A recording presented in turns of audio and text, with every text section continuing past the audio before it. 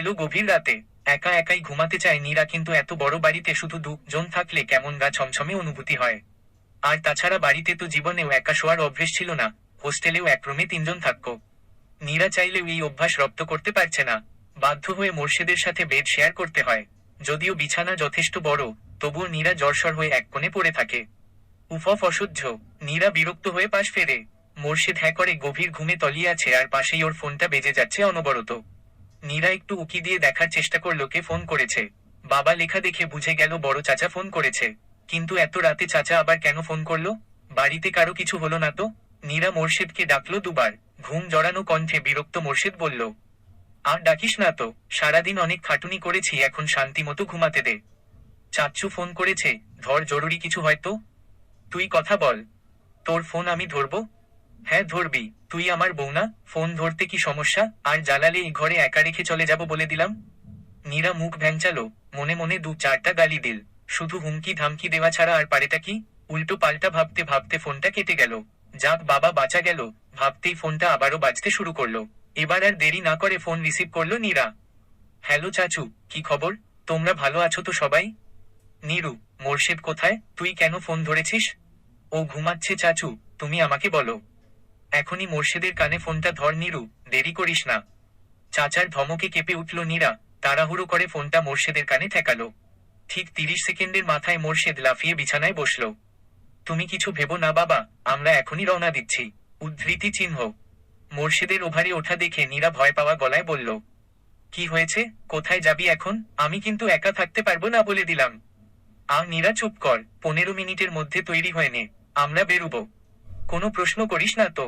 আমি অন্য বাথরুমে গেলাম, তুই তাড়াতাড়ি ফ্রেশ হয়ে নে। মোর্শেদ 1 সেকেন্ডও দাঁড়ালো না। নীরা কিছুই বুঝতে পারছে না। এত রাতে কেন যেতে হবে? বাবার কিছু হয়নি তো? অজানা ভয়ে নীরার বুক কেঁপে উঠল। আধারে গাড়ি ছুটে চলেছে বগুড়ার দিকে। গাড়ি দেখে অবাক হয়েছিল নীরা। এত রাতে মোর্শেদ কিভাবে গাড়ি ম্যানেজ করলো কে জানে। তবে বুঝলো মোর্শেদটা বেশ কাজের। এই জন্যই বুঝি বাবা ওকে এতটা বিশ্বাস করেন। শোন, দাদিজানের কি কিছু হয়েছে নাকি? মোর্শেদ অফিসে মেইল করছিল, টাইপ করতে করতে হাত থেমে গেল ওর। নীরাকে দেখলো এক ঝলক। এখনই বলাটা কি ঠিক হবে? মোর্শেদ এড়িয়ে গেল। না, দাদিজান ভালো আছে। বাড়ি গেলেই দেখতে পাবি। আব্বু তো এত ভেঙে কিছু বলেনি, শুধু বলল তোরা চলে আয়। ওহ হো। নীরা হতাশ হলো, কেন যেন ভীষণ অস্থির লাগছে। ঢাকা থেকে যাওয়ার পর আব্বুর সাথে ঠিকমতো কথা বলেনি, কেবল হাই হ্যালো ছাড়া। মা কয়েকদিন ধরে ফোন করে যেতে বলছিল বারবার। তবে কি মায়ের কিছু হলো? নীরা চুপচাপ সিটে হেলান দিয়ে চোখ বুঝল। 8টা নাগাদ পৌঁছালো নীরারা। বৈঠকখানায় দাদিকে বসে থাকতে দেখে একটু চমকে গেল বৈকি। এই সময়টা দাদি যান নিজের রুমে বসে কোরআন পড়েন। মা, ছোট চাচি নাজু ব্যতীত 2 চাচিই দাদির পাশে বসে আছে। ভেতর ভেতর ঘামছে নীরা, তবুও পায়ে পায়ে এগিয়ে গেল। দাদিজানের পাশে বসতেই নজরে পড়ল তাকে। ভীত মুখ চোখ নিয়ে মাথা নিচু করে দাঁড়িয়ে আছে মীরা, নীরার বড় বোন। ও এখানে কেন? ও না ঢাকায় ছিল? আর বাবা মাই বা কোথায়? দাদি যান। বুবু, তুমি আসছো? ও মোর্শেদ, বুবুরে নিয়ে জলদি হাসপাতালে যা দেখি। দেরি করিস না। হাসপাতালে কেন দাদি? কে আছে হাসপাতালে? তোর বাপ, খালি তোকে আর মোর্শেদকে খোঁজে।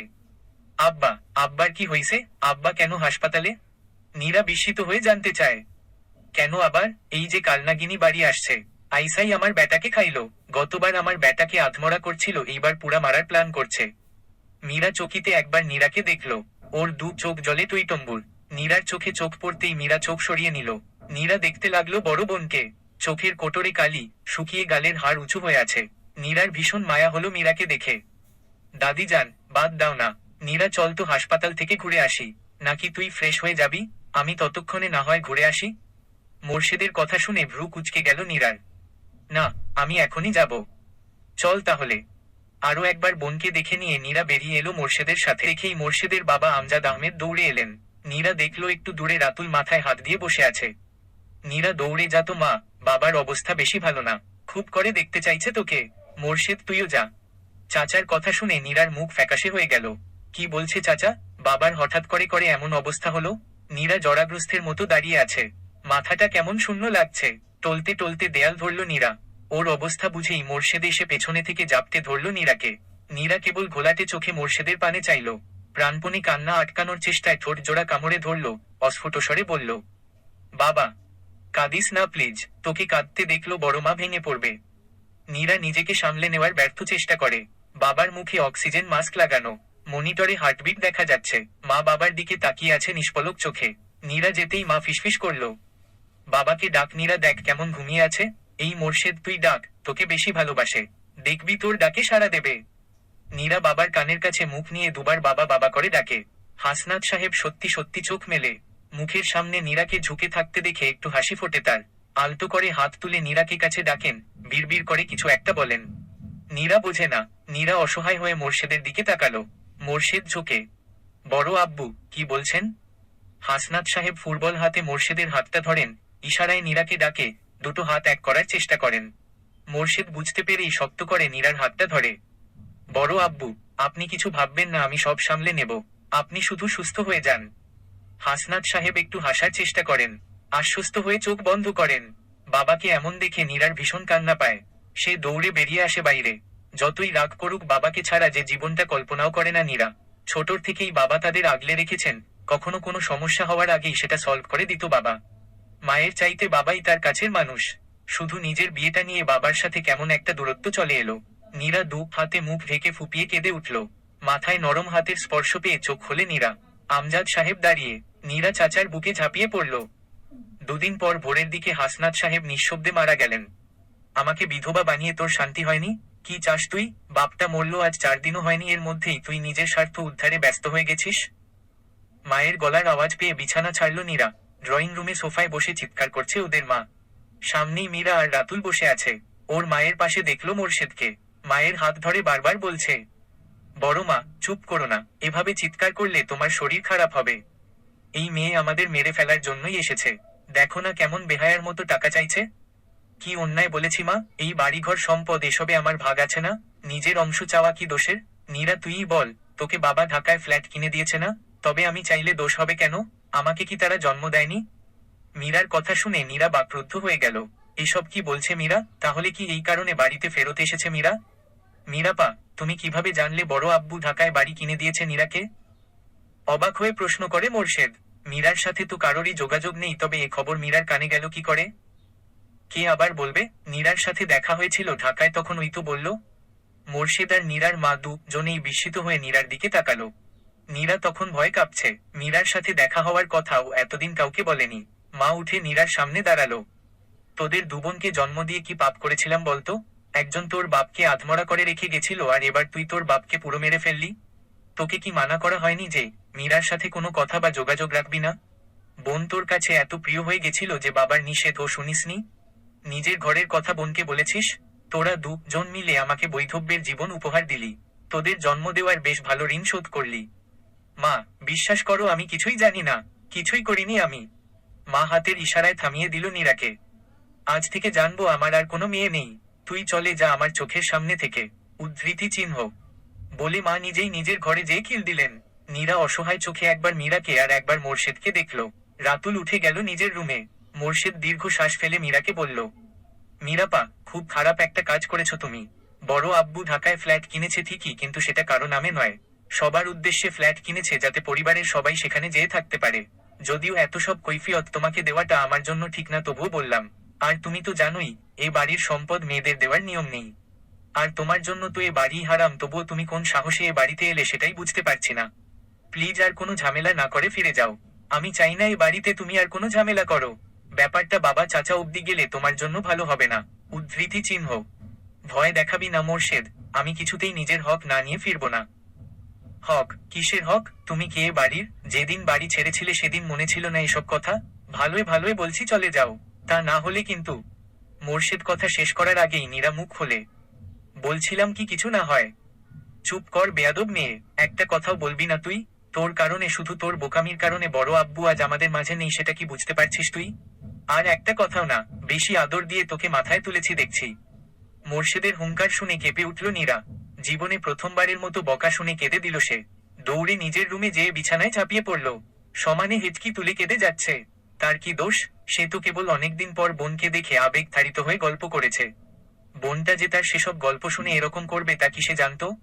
খাওয়া দাওয়া হয়নি নীরার। কেউ তাকে খেতে ডাকেওনি। খিদেও পেট চোচো করছে। নীরাও অভিমান করে রুম থেকে বেরোয়নি। যথেষ্ট হয়েছে রাগ দেখানো, এবার উঠে খেয়ে নে। নীরা ঘাড় ঘুরিয়ে দেখল মোর্শেদ খাবার এনেছে। মোর্শেদকে দেখেই নীরার অভিমান যেন ফুলে ফেপে উঠল। খাবো না। সত্যি খাবি না? আমি কিন্তু সব খাবার নিয়ে যাব। যা না, একদম ভয় দেখাবি না। বেশ, তোরা বোন দুটো আসলেও খুব স্বার্থপর। হুম, আমরা স্বার্থপর আর তুই খুব ভালো। আমরা মেয়ে বলে আমাদের দোষ সহজেই চোখে পড়ে, তুই ছেলে বলে সব দোষ মাফ। আমি আবার কি করলাম? মোর্শেদ আকাশ থেকে পড়ে। তোর কারণে মীরা আপু পালিয়ে গেছিল তা কি আর সবাই জানে? বাবার কাছে তো তুই ঠিকই ভালো মানুষ সেজেছিলি, উল্টো সব দোষ হলো মীরা আপার। নীরা, কি সব বলছিস? মাথা ঠিক আছে তোর? ঠিকই বলেছি। তুই বাবার কাছে মীরা আপার নামে মিথ্যে নালিশ দিসনি? বল। ব্যাস, যথেষ্ট হয়েছে। না জেনে এসব বলতে একটু গলা কাঁপছে না তোর? তোর বোন সম্পর্কে কতটুকু জানতিস তুই যে আমায় মিথ্যে অপবাদ দিচ্ছিস?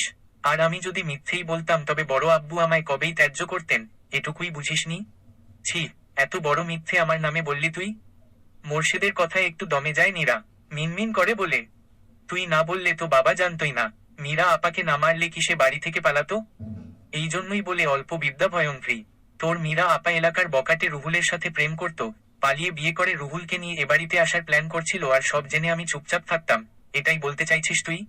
আমি চেয়েছিলাম মীরা আপাকে ওই বকাটের হাত থেকে বাঁচাতে, তাই বড় আব্বুকে কথাগুলো জানিয়েছিলাম।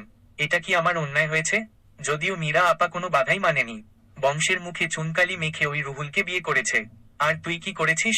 সেই বোনকে বিশ্বাস করে মনের ঝাঁপি খুলে দিয়েছিস। মীরা আপার সাথে যে তোর দেখা হয়েছে তা তো আমাকে একবারও বলিসনি। বললে হয়তো তোকে সব বলতে পারতাম, বড় আব্বু হয়তো আমাদের মাঝে থাকতেন। কি করেছিস তুই? মোর্শেদ একদমই কথা বলে যায়। নীরার ভীষণ খারাপ লাগছে। ও তো ভেবেছিল মোর্শেদই শয়তানি করেছে, যে কারণে মীরা পালিয়ে গেছিল। মীরা আপা বড় আব্বুকে কতটা হার্ট করে কথা বলেছে কে জানে। তুই তো জানিস, বড় আব্বু কোনো অন্যায় কথা মেনে নিতে পারে না। এমনিতেই মীরা আপার কারণে হীনন্যতায় ভুগত বড় আব্বু। বড় ভাই হওয়া সত্ত্বেও পরিবার, সমাজের কাছে মাথা নিচু করে থাকতে হতো। তার উপর সেই মেয়েই যখন তার সামনে দাঁড়িয়ে আঙুল উঁচিয়ে তাকে অন্যায়কারী বলেছে, সেটা তার মনে কতটা আঘাত এনেছে ভাবতে পারিস? কিভাবে ভাববি? তুই তো পারিস শুধু রাগ দেখাতে। বড় আব্বু তোকে জোর করে আমার সাথে বিয়ে দিল, সেজন্য তোর রাগ ছিল তার উপর। অথচ একটাবার ভেবে দেখলি না সে কেন এই কাজটা করলো? আমি আমি আমি তো আগে বুঝিনি। তুই না মেয়ে, মেয়েরা নাকি বাবাকে খুব বোঝে, অথচ তুই। হু হ হ, আজ বুঝলাম। বিয়ের এতগুলা দিন বাদেও তুই কেন আমার সাথে এমন ব্যবহার করিস। আমিই পাগল, তোকে সবসময় আগলে রাখতে চেয়েছি। অথচ তোর তো আমার আগলে রাখার কোনো প্রয়োজনই নেই। যে মেয়ে নিজের বাবার ভালোবাসা বোঝেনি সে আমায় কি বুঝবে? আমি সত্যিই এত কিছু জানতাম না। তুই তো অন্তত বিশ্বাস কর আমায়। বিশ্বাস? তোকে? কত কথা লুকিয়েছিস আমার কাছে। সেদিন কত করে জিজ্ঞেস করলাম তোর কি হয়েছে, বলেছিসই কিছু। আজ থেকে নিজের মতো থাকবি। বড় আব্বু তো নেই, আমিও তোকে স্বাধীনতা দিলাম। যা খুশি কর, কেউ কিছু বলবে না আর। নীরা দিশাহারা হয়ে বসে পড়ল। এই কি করেছে সে? নিজের অজান্তেই এত বড় ক্ষতি করে ফেলল নিজের। বাবা নেই, মাও ভুল বুঝে দূরে সরে গেল। আর মোর্শেদকে যে নিজের ভুলে হারিয়ে ফেলছে। এখন কি করবে নীরা? কপিরাইট ফাহানা _ ইয়েসমা।